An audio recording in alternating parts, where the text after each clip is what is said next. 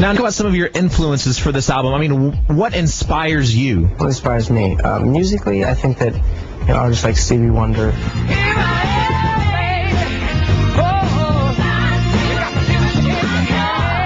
Bill Withers was a big one on this record. Lean on me when you're not strong. ABC's The Jackson 5. Good Lovin' by the Rascals. Yes.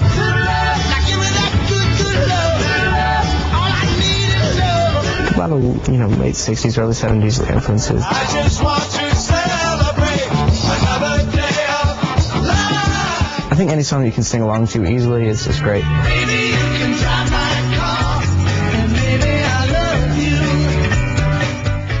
How come those particular songs influenced you so much in this album?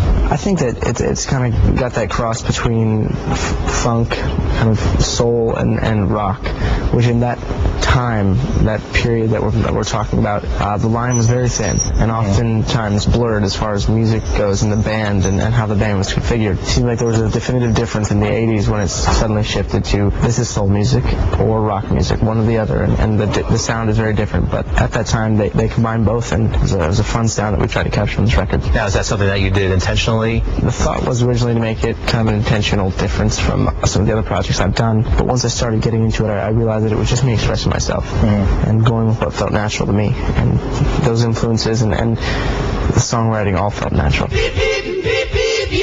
Now, I noticed that you have a song on here by the Beatles that sort of influenced you. Maybe You Can Drive My Car. The thing about the Beatles that's so great is that a lot of people think of them as, the most legitimate and greatest band of all time, and that's how I feel about them. But they were also a pop band. I mean, when they came out, they were pop stars, and so that song in particular was one where they really have that great pop sound to it, although it's very intricate. If you try to pick up a guitar and play it, it's going to be harder than you think, and that's just the genius of the Beatles, and I felt really attached and attracted to that song in particular. Then as far as songwriting goes, I think just things that are real to me, things that I go through that I'm able to pull from. It's always better for the performance, I feel like, if you feel a connection to the song in your own life, and even when you're a listener too, if you listen to it and feel like you can connect with what the person's talking about, makes for a better experience all around. This is Radio Disney Total Access with Nick Jonas and the administration. It's me, Ernie D. Well, let's get to another song from the album. Here is In the End from Nick Jonas and the administration on Radio Disney Total Access. Jonas and the administration, sitting here with my man Nick. Now,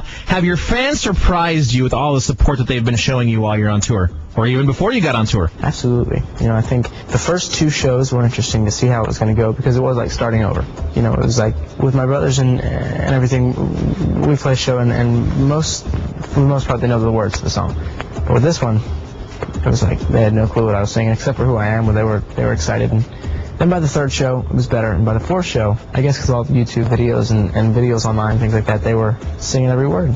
And it was hard to believe, and I just kept saying thank you, and I'm kind of a believer in using new media to be able to reach fans and not being afraid to let the music be out there, because I'd rather have the experience at the show be exciting than be all protective about the music that I want to hear, that I want them to hear anyway. So I hope they go pick up the record and all that, but also I think that there's a certain sense of listen to it online, listen how you want, that's fine. Just come and be excited at the show. That's what matters. Now, playing these shows that you've done for the past, few months or whatever, is it different playing without your brothers on stage with you? It's much different.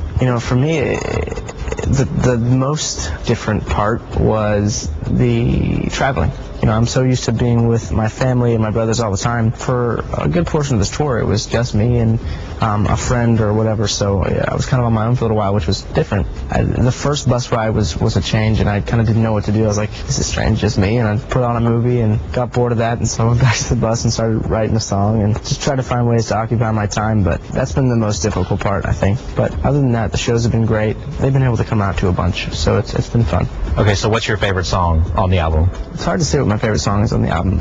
It changes every day. But right now, I'm really drawn to a song called Last Time Around. It's one of the most fun to play live, and the fans really respond well to it. And it just really has that energy of a fun kind of classic rock song. Well, then I think we should play that song. Let's get to it. You're not going to hear this anywhere else. This is a Radio Disney exclusive acoustic performance of Last Time Around from Nick Jonas and the administration on Radio Disney. 1, 2, 3, 4.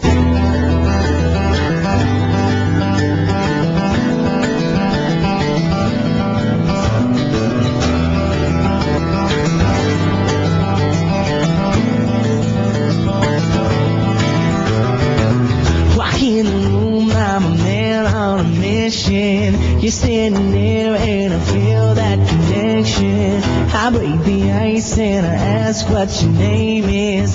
Then I recall that we already did this. Somehow I missed it. Keep on moving. You did last summer when the grass was greener. Your hair was longer. If you become familiar with another in town, don't forget about the fun that we had last time around. Yeah.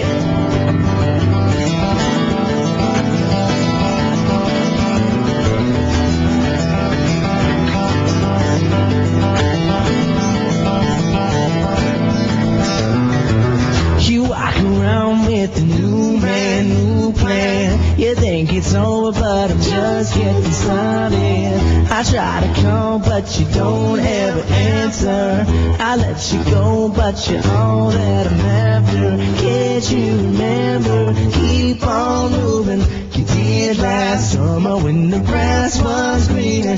Your hair was longer. If you become familiar with another in town, don't forget about the fun that we had last time around.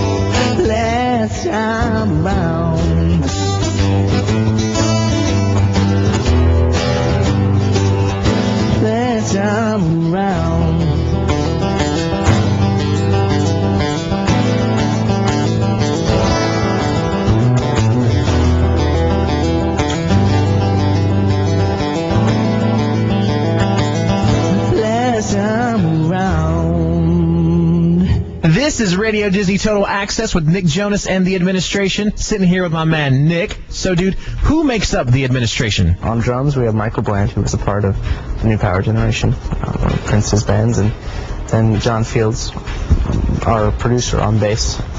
He's great, fantastic. And then Tommy Barbarella on keys and Sonny Thompson on guitar. So all those guys were a part of the New Power Generation as well. So some guys that I really admire and love working with. Now, what did they say to you the first time you said, hey, I have this idea, I want you guys to be part of the administration? What was their initial reaction when you asked them that? Well, I talked to John Fields about it first, who's our producer, and I mentioned the idea, and he loved it. And he's actually from Minneapolis, where all these guys are from, and he lives out in California now. And so he called them all up and talked about the idea and kind of played them some acoustic little demos I did of the songs, and they were all excited and down to do it. And we all went out to Nashville and recorded the record in about 8 days. It was done. I mean, it was an incredible experience. Very quick, but definitely one that I'll remember forever. So explain the process. I mean, because 8 days, that's not a lot of time to record an album. How did you guys do it? How was it different? Because some albums take longer than others to record. I mean, some even years. Yeah, it definitely was a different process than most. The reason it didn't take much time was because, like I said, we recorded it all together, as opposed to doing one instrument at a time and recording it in that way,